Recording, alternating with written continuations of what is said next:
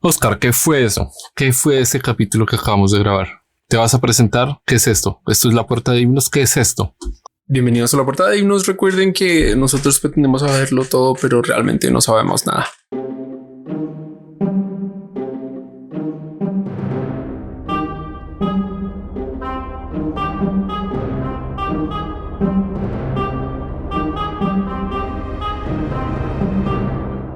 Y Oscar todavía tiene voz de locutor de radio porque venimos de grabar un capítulo donde éramos locutores de radio.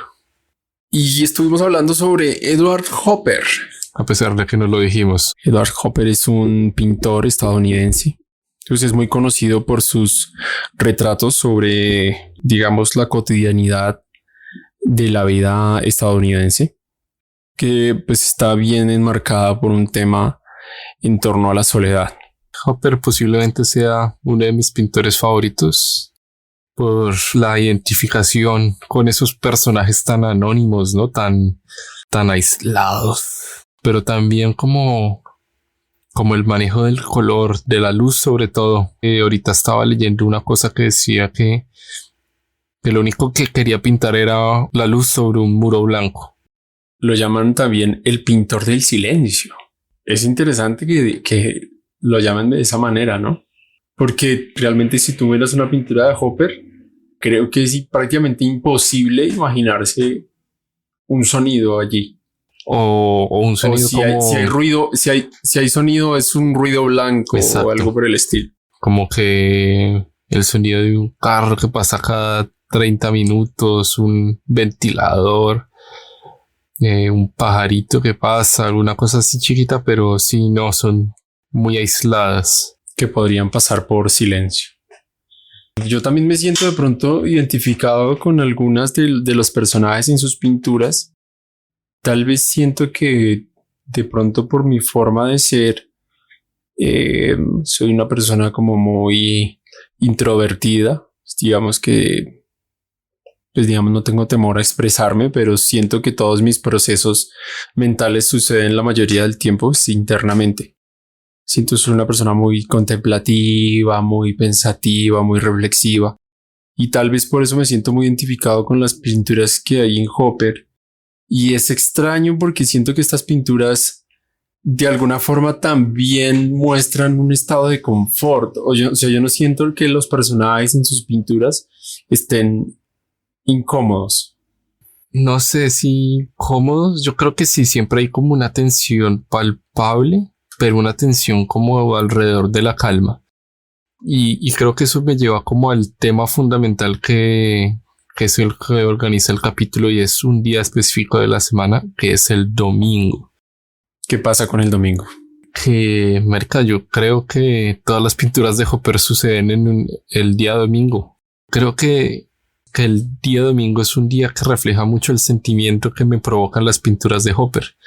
Entonces, por eso, en el capítulo en el que hicimos como si fuéramos locutores de radio, hablábamos con radio escuchas, sucede en un domingo, y era sobre el sentimiento que nos provoca el domingo, porque para mí Hopper es el pintor del domingo, de esos sentimientos tan particulares que suceden un domingo, que para unos es tensión, para otros es calma, relajación. Para mí es como la mezcla de todo junto en un mismo día, todo implosionando en un mismo día. Como lo decíamos en el capítulo, es como un limbo, ¿no? No sabemos si es una cosa o la otra, no sabemos si es un comienzo, si es un final, si es una preocupación o una preparación. Bueno, preocupación por definición es eso, ¿no? Más bien podría decir una angustia. No sé, es algo curioso y es bonito ver cómo confluyen estas cosas. ¿Y por qué? ¿Por qué será que nos evoca el domingo a Hopper o al revés? Pues de pronto el tema del domingo sea una interpretación, bueno, seguramente sea una interpretación, porque las pinturas tratan sobre temas que tienen que ver con los Estados Unidos de principios del siglo XX, y que nosotros de pronto ahora lo relacionamos con un momento específico, un momento de transición. Recordemos que Estados Unidos en ese entonces pasó por una crisis económica en medio de 2 guerras mundiales, entonces como que habían tantas cosas pasando que a veces yo me imagino que a veces pensar en el futuro debía ser como angustiante, que creo que es lo que pasa el día domingo, que de un momento a otro estamos en el límite en el que pensar en el futuro se siente tensionante y angustiante. Y como es un día de relajación, de descanso, pues no queremos angustiarnos, pero la angustia no se va igual. Exacto, sí, está ahí como... Y, por ejemplo, el hecho de que no haya gente, o que la gente que haya esté como retraída, esté como quedada, como aturdida, o que las miradas estén como perdidas. Creo que es como un domingo. Salgo un domingo a las 4 o 5 de la tarde y se puede encontrar con muy poca gente, en especial cuando está anocheciendo. Ya la gente no está en la calle o la gente ya está retraída, está en otro mundo. Y creo que es lo que un poco queríamos reflejar con el programa de radio. Ese momento en el que uno se retrae y tal vez uno entra en contacto con otras emociones, ¿no? Como con unas emociones que tiene bien, bien guardadas. Es curioso, ¿tendrá que ver con el trabajo? Todo tiene que ver con el trabajo, Oscar, con el capitalismo. ¿Será la angustia de que mañana es lunes? Si no existiera el capitalismo, no existiría eso. A mí el capitalismo me parece algo chévere. Bueno, como que mueve a la gente, ¿no? No sé. Sí, pues tal vez si no fuera por eso, pues de pronto no haríamos muchas de las cosas que hemos hecho. Bueno, muy debatible, pero no estamos hablando de capitalismo el día de hoy. Podríamos hablarlo en el futuro. Tengo mis opiniones encontradas con el capitalismo. No sé si soy tan positivo como tú. No digo que sea algo completamente bueno, pero sí siento que tiene que ver con esa angustia del día laboral. Es como, ok, que el domingo es día libre y el lunes a trabajar otra vez. Sí. Puede tener que ver con eso también. Sí, además que uno sabe que al otro día ya se va a estresar más. Entonces creo que ese estrés del próximo día se permea en el domingo. Pero creo que significa muchas cosas el domingo. No es solo literalmente el domingo, sino es el límite, o es el momento en el que el futuro se viene. Es como un 1 de enero, como el momento, lo que decíamos en el capítulo, como antes de salir al escenario, que es como el momento más tensionante cuando uno está, no sé, presentando una obra de teatro. Puede que uno esté calmado la semana anterior, puede que uno esté calmado mientras lo está haciendo, pero segundos antes de salir uno está muerto. Sí. Angustiadísimo hasta Es horrible. Pues no sé si la gente aprenda a manejar eso, pero para mí es como ese sentimiento, es como en ese punto en donde estamos pasando, estamos justo a punto de llegar a algo totalmente nuevo, inesperado. Sí, esa angustia de que algo va a suceder, pero no sabemos qué es. Esa angustia de que algo va a pasar, Mauricio, algo va a pasar.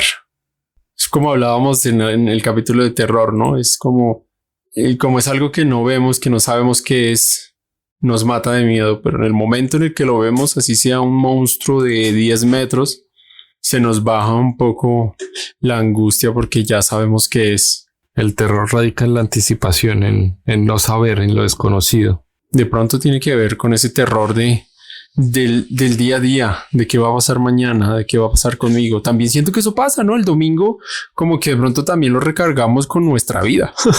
Ajá. Como lo que nos pasa un poco a final de año, que de pronto decimos, ¿y qué estoy haciendo con mi vida? Pero tiene que ser un domingo, no puede ser un lunes, un martes, un miércoles. Sí, es que el domingo es como una metáfora para ese momento de transición. El momento pivotante. ¿Cómo se llama lo que tienen las puertas? No sé, un brazo mecánico, un pivote, una masa. Se me olvidó el nombre, pero lo que tienen las puertas perillas para girar, ¿no? ¿Manija? No, bueno, lo que pivota. Puerta giratoria. No. Bisagra. Bueno, la bisagra, esta mierda. Es como un momento bisagra, y ese momento bisagra, es decir, el domingo es metáfora de una bisagra de un tránsito, y el tránsito se vive cuando uno está pasando a una era nueva, inesperada, cuando uno está antes de salir al escenario, cuando uno va a una entrevista de trabajo, cuando uno va a conocer a la que cree que es el amor de su vida, cuando uno, no sé, cuando se está haciendo de noche. antes de que empiece una tormenta, antes de que empiece una batalla también. Porque sí, creo que la pintura más emblemática de Hopper, que es Nighthawks, o ¿cómo es en español? Noctámbulos. Creo que tiene ese espíritu de no solo es de noche, no solo todo está apagado por fuera, es como el único sitio encendido, sino que para mí representa como ese momento antes de irse a la guerra. Para mí esa gente que está ahí adentro se está despidiendo, porque es una pintura pintada en el 42. No estoy seguro si es el 42, pero es en medio de la Segunda Guerra Mundial. Entonces para mí se siente como una despedida, es una pintura que se siente como la gente está diciéndose adiós o se está encontrando por última vez y se siente como esa soledad, se siente la soledad de la despedida. Y como que uno quisiera poder decir algo, pero no hay nada que decir. No hay nada que decir. No, ya está todo dicho. O no vale la pena decirlo. Sí. No sé, ¿hay alguna pintura en particular que te evoque como ese sentimiento? Tal vez una de las que más me gusta, Cape Cod Evening, tiene como esa angustia que viven esas personas que están allí.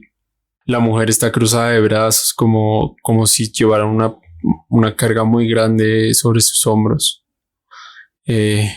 Y el hombre tal vez está como tratando de llamar al perro para ignorar sus dolores internos. Como que ninguna pintura hay calma total, siempre hay tensión, hay una tensión palpable entre los personajes.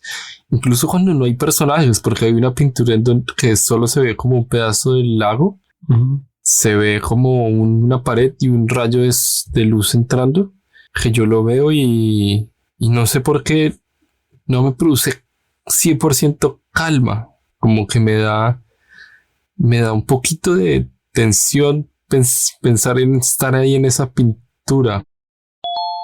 Es una sensación ya como particular, personal mía, que tuve en Cali la primera vez, pero que después de haberla sentido una primera vez, como que me volví un cazador de esa sensación.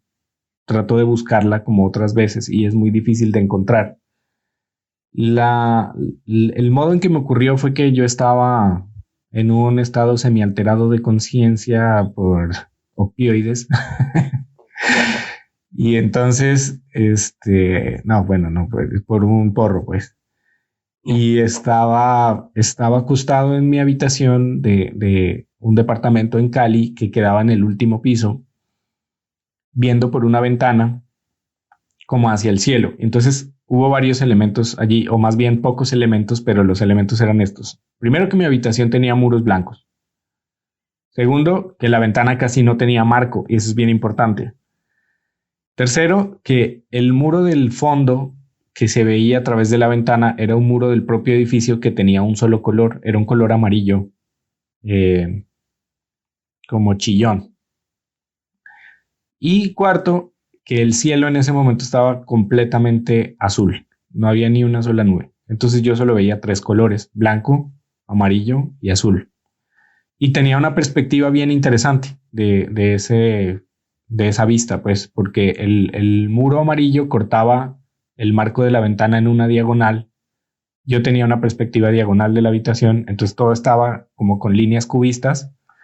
Y cuando veía hacia el cielo, en algún momento pasó un pájaro, no sé, un chulo. La cuestión de eso es que sensiblemente había tan pocos elementos que cuando apareció el pájaro se volvió todo, o sea, se volvió muy importante en la escena, ¿no? Era prácticamente lo único con vida que había allí, en esa escena. Y entonces la sensación que tuve en ese momento es un poquito difícil de describir. No es tanto como que la imagen sea minimalista, pero sí tiene pocos elementos. Es más bien como una imagen austera, ¿no? Que por los colores y por las cosas tiene muy pocos elementos, y ahí ustedes ya pueden ir como relacionando lo que pienso con la con los cuadros de Hopper, ¿no? Que también tienen como esa austeridad. Digamos que lo que le da complejidad a las cosas es que aparezca justo este elemento que irrumpe con esa austeridad, ¿no? Y luego, pues esas fueron mis épocas de estudiante de arquitectura, ¿no? Pero ya luego, como viendo y estudiando más proyectos,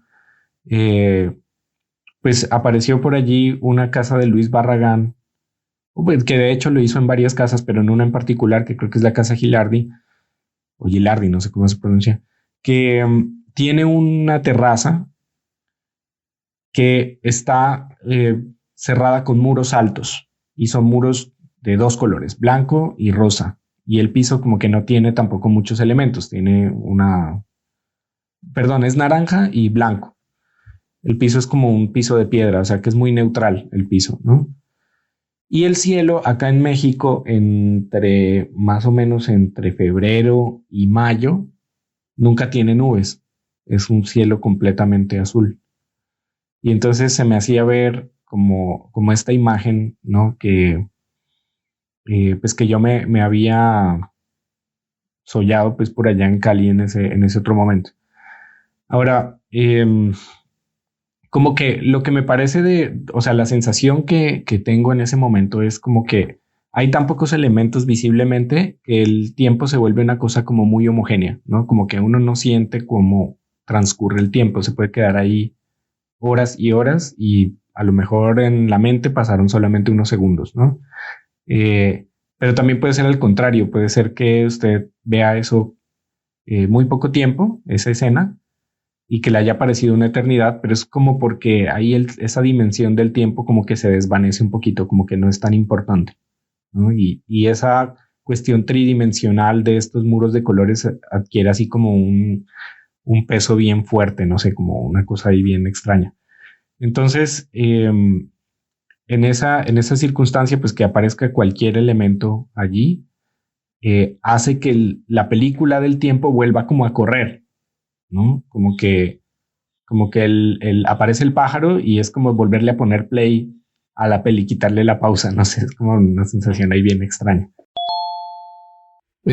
Por aquí habrán extractos de Camilo también. Me gustó mucho. Camilo participó fue uno de los radioescuchas que nos llamó y me gustó también mucho lo que nos contó, cómo se relacionaba él también con las pinturas de Hopper y el significado que sacaba, como incluso personalmente lo impactaba o había tenido momentos en su vida que lo habían recordado a las pinturas. Me parece que no sé si es que Hopper sea un pintor que nos guste a los solitarios o a los melancólicos.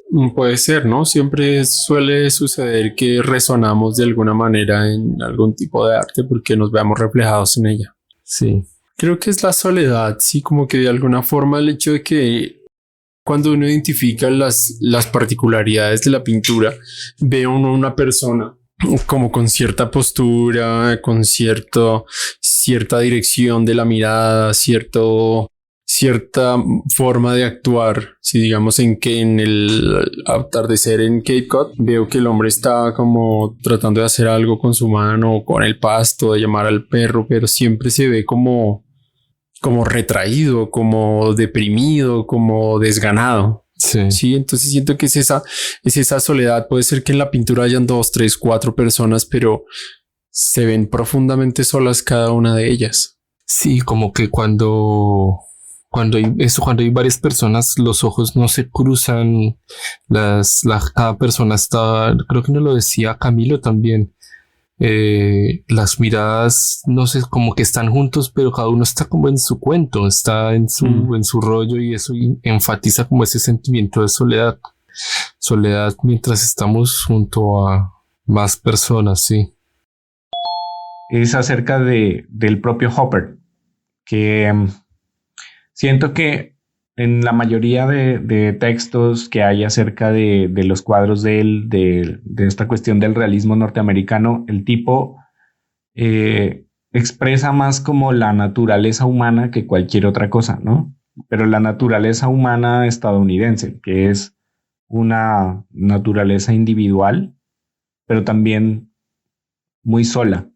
O sea, la gente está muy sola. Es como lo que siento que expresan los cuadros de él. Que a pesar de que hayan más personas por ahí, las personas siempre se ven como personas que se sienten solas en sus cuadros, ¿no? Y entonces como que uno se puede ubicar en la escena como un espectador que también está justamente desde una posición, digamos, en el lugar, ¿no? Donde uno es este espectador que también está solo. Es decir, hay un cuadro donde van unas personas como en un tren que tiene unos sillones verdes, que yo no sé si es un tren, podría ser una sala de espera también. Y, y en ese cuadro uno es como si estuviera sentado en otro sillón viendo a otras personas dentro del tren o de un metro. Y entonces cada quien está como en su cuento, pero no en su cuento bien, sino en su cuento solo, ¿no? En su cuento de soledad, pues.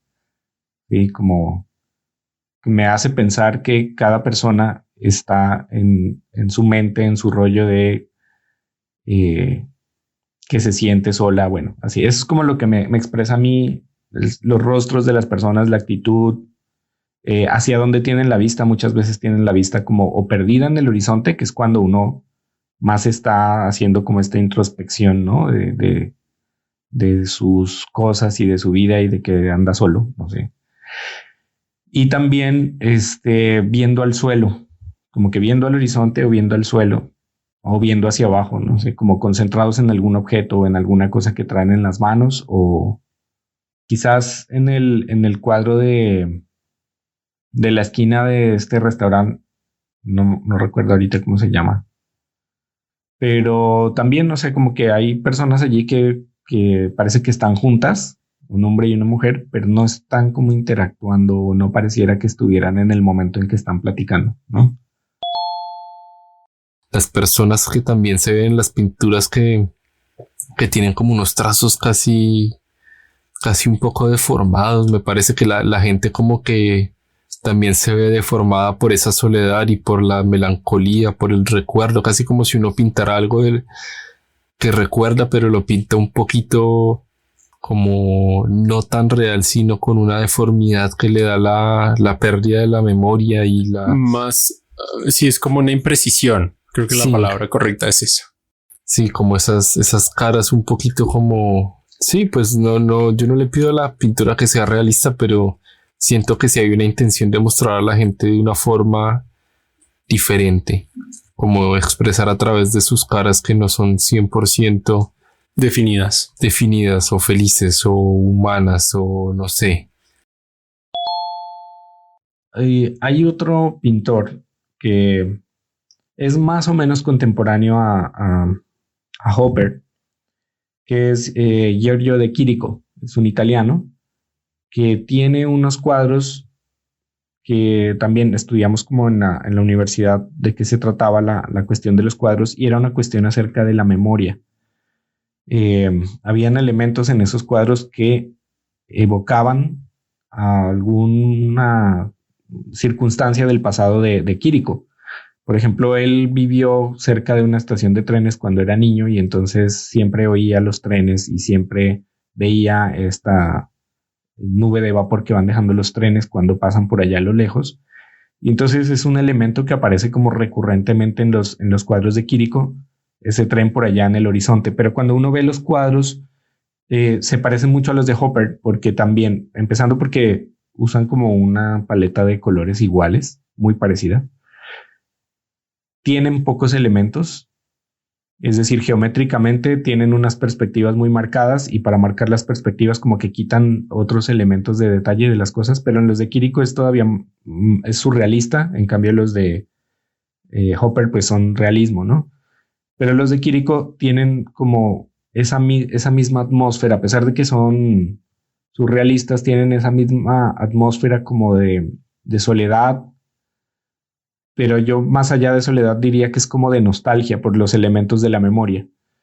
Entonces, también cuando veo los cuadros de Hopper, siento que hay elementos que son muy nostálgicos, ¿no? Que son como relativos a la memoria, pero relativos a la memoria que recuerda con nostalgia, no a la memoria que recuerda como con alegría.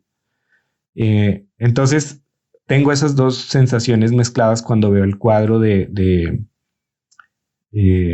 la mujer en la ventana de noche. Cuéntenos ustedes de pronto en nuestro perfil de Instagram, en nuestro TikTok, en YouTube. Cuéntenos ustedes qué opinan de Hopper, qué opinan de la soledad, qué opinan del domingo. Para ustedes, ¿qué significa eso? Sí, si ven que está sucediendo todo en un domingo. Yo esa idea no me la quito nunca de la cabeza. Para mí siempre es de domingo. El domingo quiere significar muchas cosas, no solo literalmente estar en domingo. Y creo que no hay mucho más que decir. Vean pinturas de Hopper, déjense conmover por lo que quiere decir. Gracias. Gracias por escuchar estas reflexiones sobre la pintura. Por ahí nos oímos. Síganos lapuertadehimnos.com. No hay página de La Puerta de Himnos. La Puerta de Himnos, @lapuertadehimnos en Instagram. Para más capítulos, para más Hopper, más arte, más música, más cosas. Más contenido. Y que mañana sea un día mejor.